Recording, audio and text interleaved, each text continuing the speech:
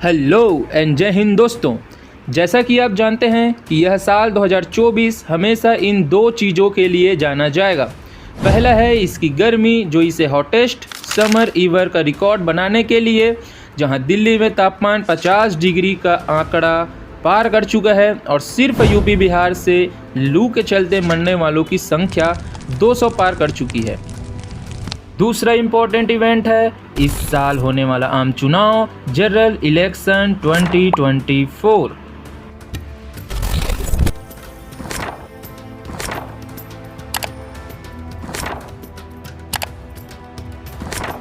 आज हम इसी जनरल इलेक्शन 2024 के बारे में जानेंगे कि कैसे इंडिया में इलेक्शन कंडक्ट किए जाते हैं, कैसे प्राइम मिनिस्टर, कैबिनेट और गवर्नमेंट चुना जाता है, भारत में चुनाव कब से हो रहे हैं, 2024 के हॉट सीट्स के बारे में, जिसके बारे में आपको जानना आवश्यक है। रुको जरा, सब्र करो। इन सभी के बारे में जानने के बाद इस इलेक्शन 2024 के बारे में आप में एक अच्छी समझ बन जाएगा। तो चलिए जानते हैं इसके बारे में। तो चलिए शुरू करते हैं। भारत में कैसे इलेक्शन कंडक्ट किया जाता है, इस मैप को देखिए। इनमें जो भी छोटे छोटे कॉन्स्टिट्यूंसी दिखाए जा रहे हैं वो सभी लोकसभा सीटें हैं जिनमें मेंबर ऑफ पार्लियामेंट मतलब प्रत्याशियों का चुनाव किया जाता है। ये प्रक्रिया प्रोसेस इलेक्शन कमीशन के द्वारा किया जाता है जो एक कॉन्स्टिट्यूशनल बॉडी है। वैसे तो इलेक्शन कमीशन का चुनाव कैसे किया जाता है, इसकी क्या पावर्स होती है, इसके बारे में हम एक डेडिकेटेड वीडियो में बात कर सकते हैं।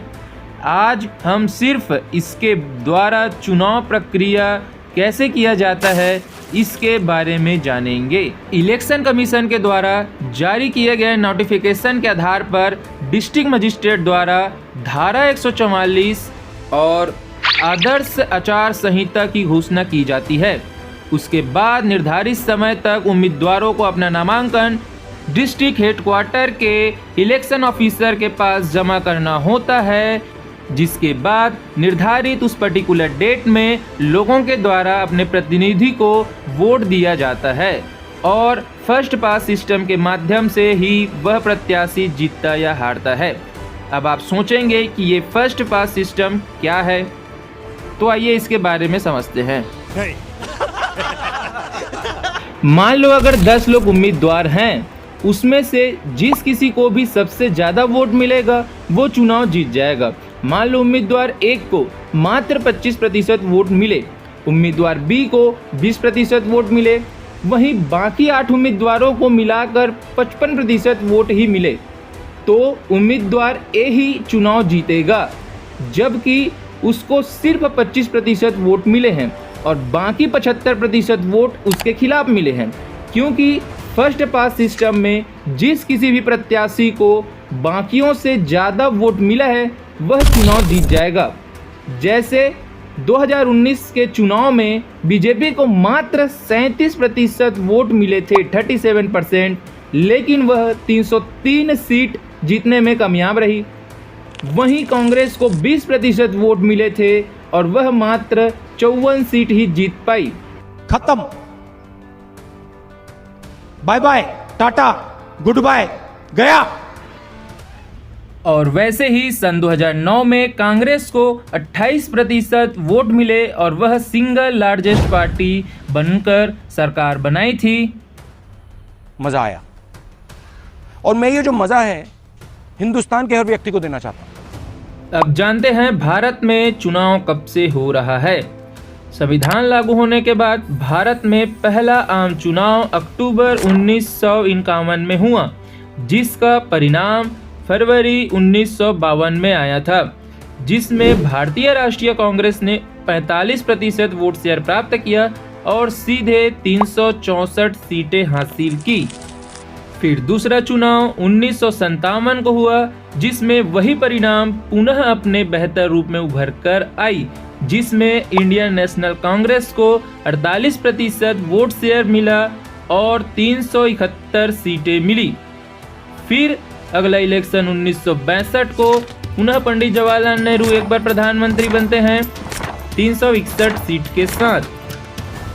1964 में पंडित जवाहरलाल नेहरू के मृत्यु के पश्चात लाल बहादुर शास्त्री अगले प्रधानमंत्री बनते हैं। फिर चौथा आम चुनाव 1967 में होता है, जिसमें 383 सीट के साथ इंदिरा गांधी अगली प्रधानमंत्री बनती है। पांचवा इलेक्शन 1971 में 352 सीट के साथ पुनः इंदिरा गांधी जी प्रधानमंत्री बनती है। छठवां इलेक्शन 1977 को 275 सीट के साथ जनता पार्टी एक नॉन कांग्रेस पार्टी पहली बार अपना सरकार बनाने में सफल होती है। 1980 को सातवां इलेक्शन पुनः होता है, जिसमें 353 सीट के साथ इंदिरा गांधी पुनः प्रधानमंत्री बनती है। 1984 में आठवां आम चुनाव होता है, जिसमें 64% वोट शेयर के साथ 414 सीटों के साथ राजीव गांधी जी प्रधानमंत्री बनते हैं। और फिर राजीव गांधी की मृत्यु के पश्चात गठबंधन की सरकार का दौर चला, जो सीधे 2014 में पीएम मोदी जी के प्रधानमंत्री बनने के साथ 282 सीटों के जीतने के बाद अभी वर्तमान तक जारी है। अब हम बात करते हैं 2024 के हॉट सीट्स के बारे में। पहला है मनोज तिवारी वर्सेस कन्हैया कुमार। कन्हैया मेरा छोटा भैया, मैं बलराम उसका बड़ा भैया। नॉर्थ ईस्ट दिल्ली में यह मुकाबला हो रहा है। दूसरा है अखिलेश यादव और सुब्रत पाठक कन्नौज की सीट के लिए, जहां पे सुब्रत पाठक वर्तमान में कन्नौज के सांसद हैं। तीसरा है तेजस्वी सूर्या और सौम्या रेड्डी के बीच, जो बेंगलुरु साउथ में लड़ा जा रहा है। चौथा है कंगना रनौत वर्सेस विक्रमादित्य, जो हिमाचल प्रदेश के मंडी के सीट पर लड़ा जा रहा है। फिफ्थ इंपॉर्टेंट सीट है अमेठी की सीट, जो स्मृति ईरानी और किशोरी लाल शर्मा के बीच लड़ा जा रहा है। इससे पूर्व यह 2019 में स्मृति ईरानी और राहुल गांधी के द्वारा लड़ा गया था।